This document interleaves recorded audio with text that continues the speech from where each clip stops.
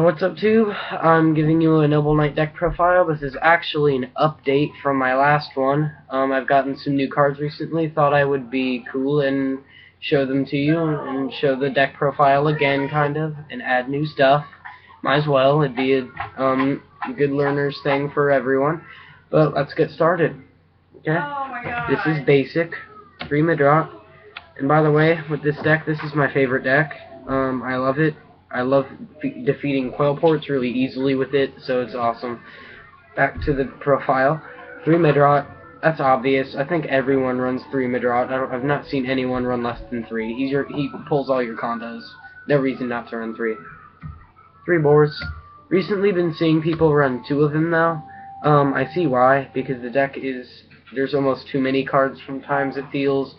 But yeah, I do see why they run 2 bores, but I felt it needed at 3. The search power is really helpful sometimes. 3 Merlin. Used to run 2. I decided to bump it up to 3 for even more search power, because search power is key in this deck. When you're playing against higher meta decks, it's really helpful to do that. Gawain. This is the fast card. This is practically an instant Xyz when you summon it usually, because usually you'll summon a light normal, special him out, and make an Xyz really easily. Gwen, I pretty much consider her an equip spell, because she pretty much is. You don't really ever use her for anything else. She's arguably the best equip spell. In my opinion, she's tied. And yeah, I just really like Gwen. Gwen is my favorite. Next, going up to Effect Veiler. I was thinking about running him at 3, but I tested that out, drew him a little too often. Sometimes could make the deck a little inconsistent, so I decided 2 is enough. I love using them. 2 honest, used to be 1. I think since you can run him at 2, it may be helpful to run him at 2. Not really been able to test too much with him yet, at 2. Wondriston now, changed that up. I thought 1 would have been... I liked 2, but I'm thinking 1 now, because I don't really need him all that much. He's just a safe card that you almost have to run.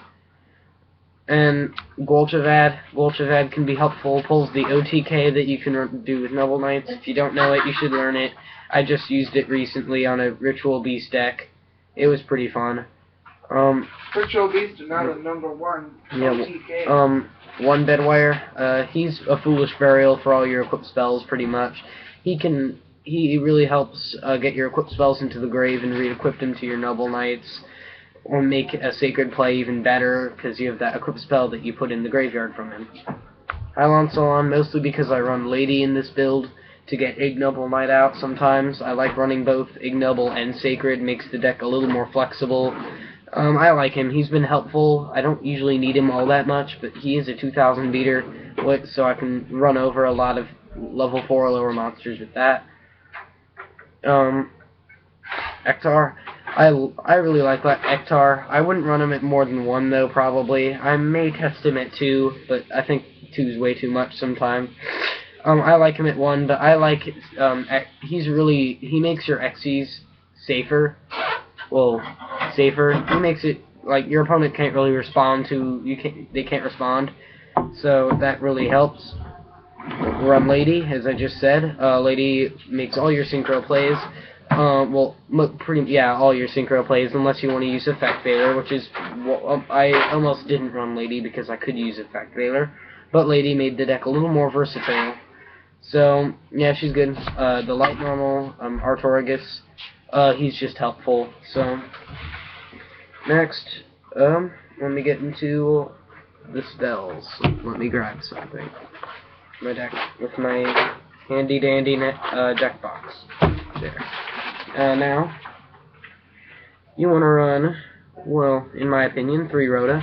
Since you can run it at 3, I think you should, because it makes the deck, it gives the deck search power, which is exactly what you want, especially with this deck, since it's not it's high tier, I guess, but it's underrated. This deck is underrated. I don't know why. I can beat Quillports, Shadowls, Burning Abyss, Necros, Satellar Knights, Yosenjus. I can beat them all with this deck. I don't know why it's underrated, but it is. Its reinforcement's just a good card. I would run 3 Upstart. I have another Upstart, but I have not found the time to put it in. I've been really busy. But yeah, I have a 3rd Upstart. I will be running 3. It makes the deck smaller pretty much. That's pretty much what it does. Now to the equips. Destiny, I think 2 is good. When your opponent can't destroy your monster by battle or card effect, that can really be helpful. It makes your Sacred stronger. Stronger as in can be killed less. 2 Caliburn. I like it at 2. Most people run it at 1. I run it at 2 because I just like having 2 of it. Because when you go into a Medrot, you can gain 1,500 life points while going into the Sacred, which can be extremely helpful. And you can just stall the game and keep gaining life points with it. So that's really fun. One of my favorite equip spells, Excalibur. Your opponent can't target. It's funny because some people overestimate this card. They will get when you equip this and say they know what it does, they'll get a little nervous. Like I was playing Quillports on the Dueling Network yesterday, and I equipped this. The guy read it. Pretty much said in all caps that I can't target, and then he quit. So I guess it is scary. I'm not sure. I would think it is, not being able to target, and it has a good graveyard effect that can be helpful too. 1 Arpeggiateur. Don't use it too often, but when I do, it's usually helpful. I could go into a Medrot with it and pop 2 sets along the way. You know, get your opponent, make your opponent's field smaller, pretty much. You know. Take out those sets, and it's just helpful sometimes. Gallatin. Actually, real quick, back to the Arpeggiateur, there is a combo you can pull. If you use DNA Surgery, which is usually a card you would side against this deck, random fact, but it actually could work. You make your opponent's monsters warriors. You can equip this to your opponent's monster, and since you still control it, you can activate its effect. Your opponent's monster loses 500 attack, and they pop their own set. So they go essentially -2. It's really -1, and then their monster loses attack. But yeah, random combo that I thought I'd show. Noble Arms Gallatin can make a 4,000 beater with Sacred. Run over the Apiquillport Killer. So yeah, that's what I love about it. I don't have to worry about big beat stick monsters because not very many monsters go above 4,000. Except for 5-headed dragons. Yeah, no one runs that though. Well, last chapter of the Noble Knights. I can essentially, it's a instant +2, enough said, but it can essentially be a +9 if you go into it and then you summon a Medrot and equip spell, and then you just keep plussing with it, and it's crazy. And it's like tier 0 from then on. It's crazy. I love it. I might even run it at 2, but probably not. I don't know. I'm trying to kind of lower the deck's card limit right now, because it's like 45 or something. 1 Lance, considering running it at 2, but I think I don't use it too often, actually, because I don't even know. I guess most people do run it at 2. I've just not seen it to the need to be run at 2 with me, and with my the people I play with. 1 MST. The only reason I only have 1 is because I'm citing the other 2, because this deck is card hefty, and I don't have to worry too much about Spell and Trap as much with this deck, because they can't target, it cannot be destroyed by battle or card effects. It can become crazy. Raigeki, a staple, I think. Should be Raigeki. Yeah, should be run in every deck. I don't see very many decks not running it. It should be run. I recently got a Snap Steal. This card is great. I got it for 50 cents at a flea market, so that was pretty awesome. And it's worth it's worth quite a bit. So I don't know what the guy was doing selling it for 50 cents, but who cares? It's helpful. Kaiser Coliseum, probably running that at 2, because that can be extremely helpful against almost every deck I play against. So it's awesome. To the traps, not very many traps. Only 4. 1 evac device, 1 solemn warning, 1 trap hole, 1 torrential. These are all staple trap cards. I may even start running 2 royal decree, and maybe taking out torrential. We'll see how this works. I might try it. Having 2 Royal Decree may be helpful, considering there's very few traps in this deck. 4 is very small for most decks. It's just the staple ones like Solemn, you know what they do. Torrential, Trapple, they're just the good ones that everyone uses. On to the extra deck. I run 3 Sacred Noble Knight of King Artorigus. Not very many people run 3. They mostly run 2, but I've had very long duels before where I would end up having to have 3 almost. And think, you summon the first one, they're going to try and have a, they're going to try and play against it, they're going to really focus on that Sacred. Say you made it with a Medrot, you use Medrot, you get to the boars, you probably know that, but hopefully you know that. And you have him on the field, they're going to focus on that a lot, and then if you have 3, you have 2 other times you can summon it. So think, you summon it again, they're going to have less cards to take it out. They're going to have less, I'm not sure what to say, less advantage over it, and then you summon the third one, there's nothing left they have. They've already wasted their Dark Hole, they've already wasted their Raigeki, they've already wasted all their cards that can be used to take out the Sacred. So you got this third one, you essentially go game because they have nothing left to take it down. It's really nice. Next, I run 2 King Artorigus. I did run 3, but I decided 2 is better because 2, I don't know, I don't go into them as much as I go into Sacred. I go into Sacred more often, and King can be helpful, because you hook him up with 4 equipped spells, say instead, or you hook him up with like 3 or 4 equipped spells, and you summon him. You pop essentially 3 or 4 sets. That's pretty fatal. That's kind of sad almost. That can be tier 1 right there. I like it. It's helpful. I've taken out a lot of even Chain Burn. You'd pop all their sets. It's like whoa. It's helpful, very helpful. Next, I recently got this Tyrus, Keeper of Genesis. Not everyone runs this. I don't go into it too often, but say I do.